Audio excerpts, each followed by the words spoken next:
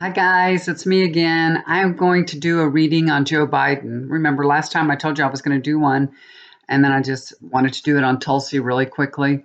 But now I have a reading for Joe Biden, and boy, it looks like he's going up and down and up and down. So I'm going to just jump right into it since I already talked a lot in my other video this morning. Okay, I got the cards all laid out, ready to go. The bottom of the deck that I just dealt from is the flavor of the reading. It's the Page of Swords.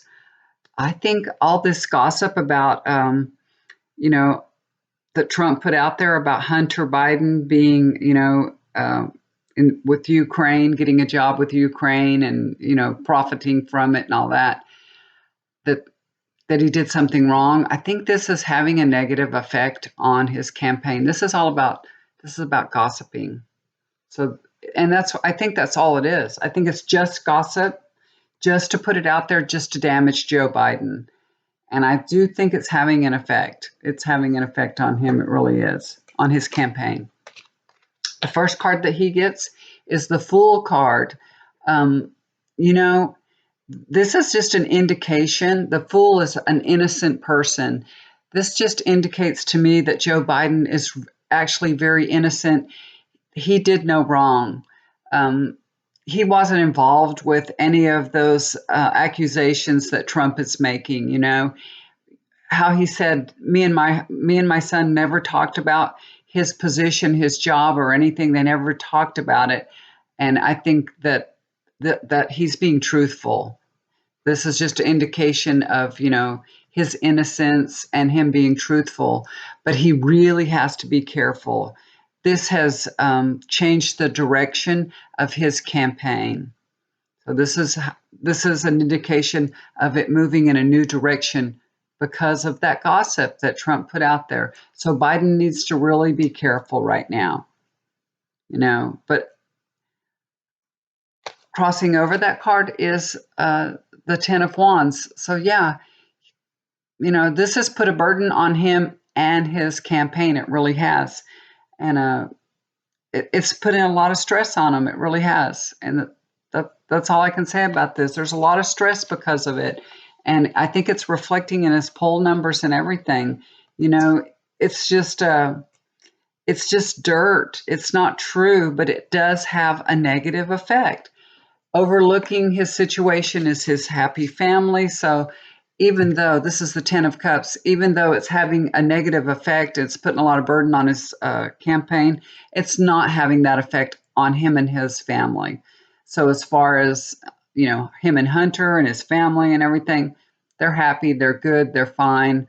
It's not doing anything to their family. They're tight. So, you know, Trump may have put his doubt on a lot of people's mind and stirred up a lot of dirt and controversy, but it's not doing anything to their family. Their family love each other, and you can't tear them apart. Nothing's going to hurt them. But now the foundation of the situation is the Tower, and y'all know about the Tower card. So this doesn't have to mean it's over. It doesn't have to mean that it just means that things are shaken up quite a bit. And, I think it really is hurting his chances as running for president. So this is shaking up his whole campaign. But that doesn't mean it's the end for him. It just means they have to realign everything, reassess everything. It's shaking everything up. And we're seeing that. In the past, he gets the Five of Wands. This is a card of conflict. So I think there was a lot of, conflict behind the scenes when he was actually making that decision to run for office. You know, a lot of people disagreed with him. I know there's a lot of people that wanted him to run, but there was a lot of people that disagreed with him too. It could be even in the family, that maybe not because they didn't want him to be president, but because it's so hard. It's so difficult personally to do that, to go through that. And they knew with Trump there that he was going to be attacked and attacked and attacked. So this was just a little struggle and conflict reaching that decision. It wasn't an easy decision for him. All right. This is the future card. This is Five of Pentacles. So, this, I think we're going to start seeing Biden start struggling. He's going to start to struggle. I think his poll numbers are going to drop a little more, but this card says it's temporary. So this has put the hurt on him. I think they're, going to feel it. And like I said, he may go down in the polls for a while, but I think he'll come back. I think he's going to come back. This is something temporary that he's going to struggle through. I think he'll struggle through it. That's a good way to put it. This is his state of mind card. This is the Chariot. He feels like he has it under control, this Ukraine situation. He doesn't really, because he's actually not worried because, his conscience is clear. He has a clear conscience, so he's not worried about it. He feels like that he'll, gain control over it and it won't be an issue. I don't think he realizes how much it's going to be a struggle for him. But like I said, because his conscience is clear, he's not worried about it. He thinks he'll get control on it and it'll be a past issue, which probably it will be. But for a little while, we're going to see it putting the hurt on him, I believe. Okay, here's the Queen of Cups. I think this is his wife, Jill. She is such a beautiful person, a beautiful wife, beautiful woman. She is so supportive of him. They have such a wonderful marriage and a tight relationship. They really do. She's watching over him. She's taking care of him. She's making sure he's not overdoing it. She's a doctor, so she is really taking great care of him. She's very loving, protective, and all of us wish we had a wife like that, even me. My husband takes good care of me. He does take good care of me, I have to say. Probably not as good as a wife, but he does take good care of me. Hope you all have someone that'll take good care of you. This is the hopes and fears position. This is the Lovers card. I think this is about choosing the right running mate. I think, of course, that's gonna be so important to his campaign. So, the wrong running mate can kill it. It really can. That. Look at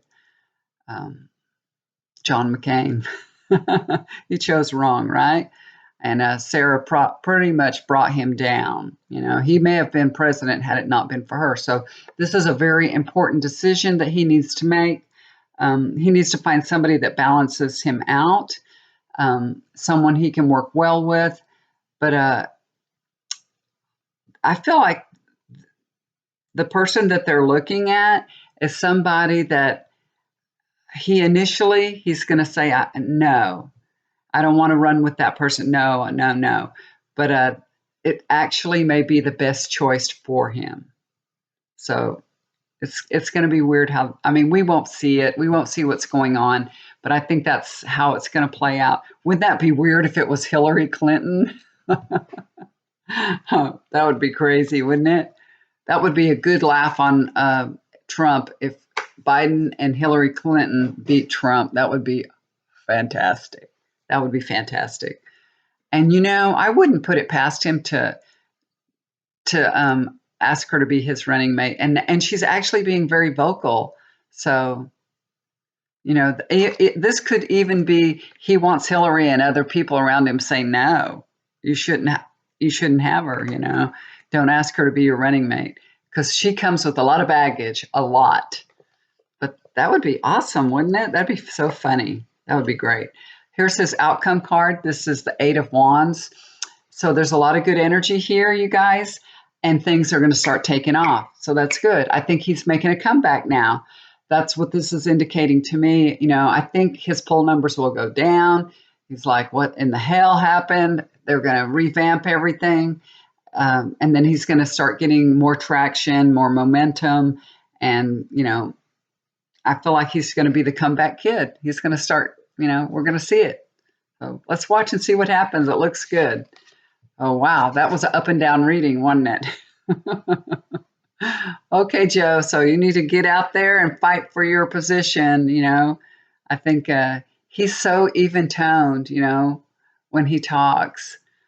he doesn't like, you know, I don't know. He don't bring it. He doesn't really bring it. He doesn't have a whole lot of energy. That's why Trump calls him Sleepy Joe, because he's very low keyed. But I love his energy. I think he's such a kind, good, loving spirit. He's a good soul. He really, really is a good soul. But anyway, like I said, whoever makes it to the Democratic nominee, I'm going to vote for him for sure, whoever it is. And I like everybody. Everybody's fine. There's a couple of them that I don't kind of like, but I'll vote for any of them. Even Tulsi, is it Gabbard? Gabbard? I would vote for her too. Whoever is the front runner, I'm going to vote for him. So it doesn't matter. Anybody's better than Trump. Anybody. And oh my gosh, look at those rallies that he had. He had a big old rally in Dallas, and it was so weird because I read about it, and they said there was 20,000 plus people there, but then they said there was buses and all that. So I'm like, is it the people there in Dallas, or they bus everybody in? Which is it? And then Beto, he had a competing rally, and they said his stadium held like 6,500 people, and and Trump had 20,000 with overflow. Oh, I don't know. Why are so many people supporting him? I don't understand it. I don't understand it. I really don't. I don't. And every single one of my family members, not directly, not my children, not my husband. My children are Democrats, and my son-in-laws are Democrats and everything. But my family, my sisters, my brother, all of them, they're all Republicans. They all live in Texas. They're all Republicans. And I don't understand it. They don't even talk to me about it anymore.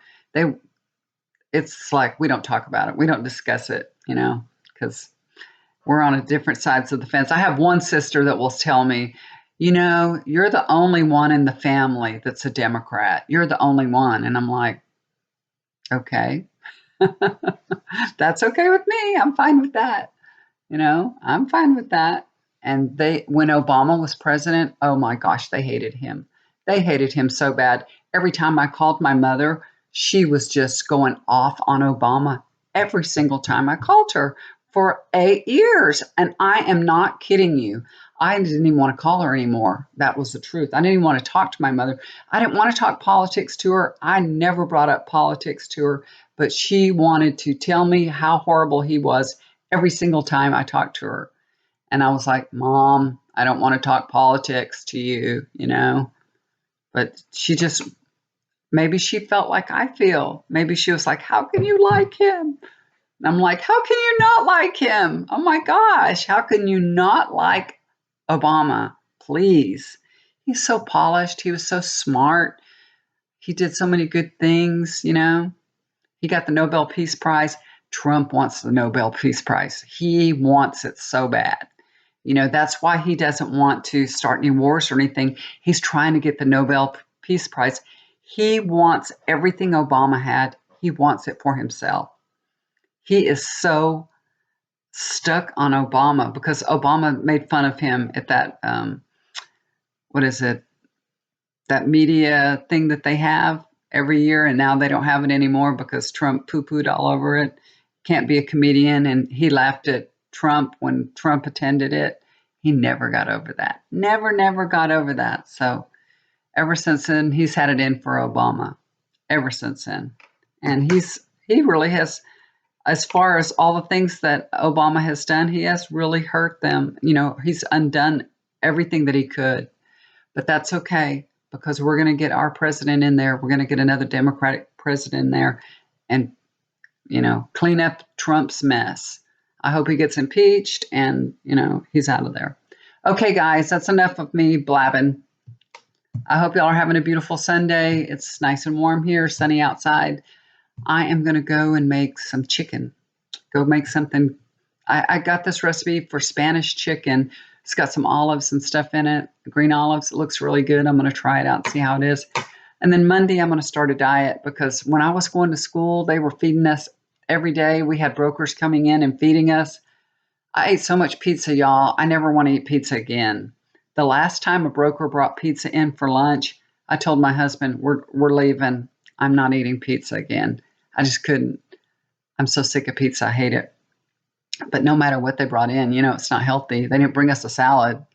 So we went and had a salad that day. So I've got to get back on a diet. I'm going to start my diet tomorrow. Not good to start on a Sunday because it's family time. My husband's going to come home starving, and I'm going to have to say, I'm on a diet. He hates to hear that. It just kills him. So I'm going to wait till tomorrow. I'll make him a nice meal today and wait till tomorrow. And tomorrow I'll say, I'm on a diet. I'll make you some food. Don't bug me. He hates it when I don't eat what he eats. It's so weird. It's a really Iranian thing. They love people to eat with them. Eating is a major deal with Iranian people. It's a major deal. So it's so hard for me to diet and try to eat a different food, because he eats a lot of rice and it's a lot of carbohydrates, and I don't want to eat that. I'm going to just eat small portions, but no rice. All right, guys, I'll talk to you later. Do something kind for somebody. It'll always come back to you. Y'all take care.